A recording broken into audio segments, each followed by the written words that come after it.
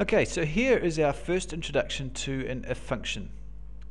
So what we have here, I've brought this number down from the example above that we were working on. So that's just says equals B20.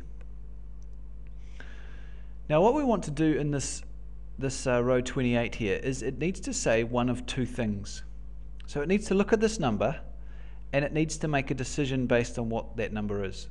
So let's read the assumption. The assumption says if the total in B27 is more than 2350, then I want it to return an answer of yes, otherwise it can say the word no.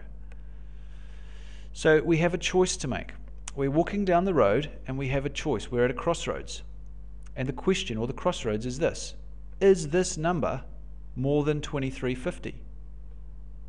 Now we need to do that. We're going to do that via an if function. So I'm going to go equals, and at that point my little box up the top here becomes live, and one of the options there is if. Now if it doesn't come up straight away, it might be in the list. If not, you'll have to go to more functions and search for it.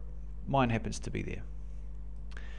We have this little wizard that pops up, and we've got three parts to this wizard. The first part is the logical test. Now that is simply saying, what is the question? So in this case, the question is this. Is this more than, and we know that the symbol for more than looks like that, 2350, and I've had to type that in. If it is, what do we want it to do? We want it to say the word yes, and otherwise we want it to say the word no. So there is our first if function. So as we pull that across, you'll see that 5 out of 6 actually make the criteria, and one doesn't quite cut it, and that's the one that says the word no. So that's what an if function can do. It can ask a question and give you a result based on that question. Now I'm going to pull that number down again from here, so this is going to be the same as B27, and I'll pull that across as well. Now this time slight variation, almost the same, but this time rather than returning, so I'm going back to my if function, this time rather than returning a yes or a no, we're going to return a number. So it's kind of the same, but it's just going to have a number instead of the yes and no. So is this number, B33, is it more than, in this case, 2230? If it is, we want it to say 650, and if not, we want it to say 0. So we can see the answer to the first one is it did make the cut, and we've got the same story here. So the three first ones make it, then one doesn't quite cut it, and the last two do. Now let's bring that number down once more, and we're going to expand this slightly. This is more likely how this example would actually be played out in real life. So here we have a set of assumptions. Now this is the key to this working. So I'm just going to highlight that so we know what we're dealing with here. So here's a list of assumptions. Now this time, rather than typing in the numbers which we've done in the previous examples, we just want to refer to the cells where those numbers live. Now this gives us an infinite amount more flexibility later. Let me explain. So I'm going to go to the if function once again. This time I'm going to attempt to do this without typing any cell references, because that breaks my golden rule, and I don't want to type any numbers. So the question is this. Is the number that's in B42, is it larger than this number?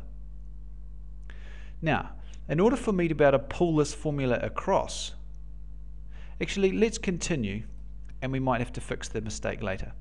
So the value of true, we want it to be 700, or B39, same thing, and if value of false, we want it to be whatever's in B40. So the first one is correct, but as I pull it across, you'll notice that I've got a problem, because that doesn't look right to me. Because I can see here this one is above 2,500, so it should say 700, and it doesn't.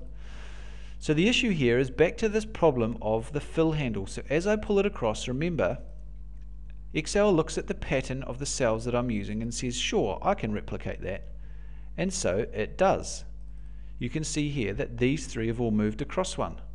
but I don't want that. I want them to stay over here. So that should give you a huge clue as to which ones out of these 4 cells need to be locked. It has to be the top 3 here, because I want them to stay over here.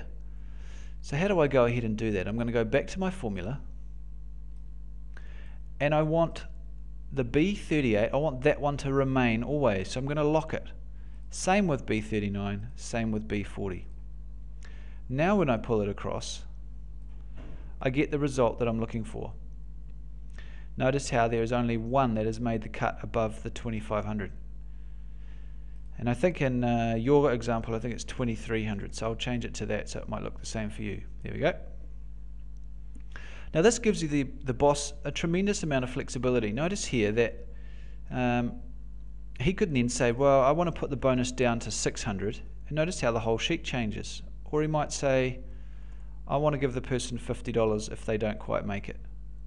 So you can see how we've got a little bit more variation, and it's all because we're using the cells where the numbers live rather than typing the numbers in.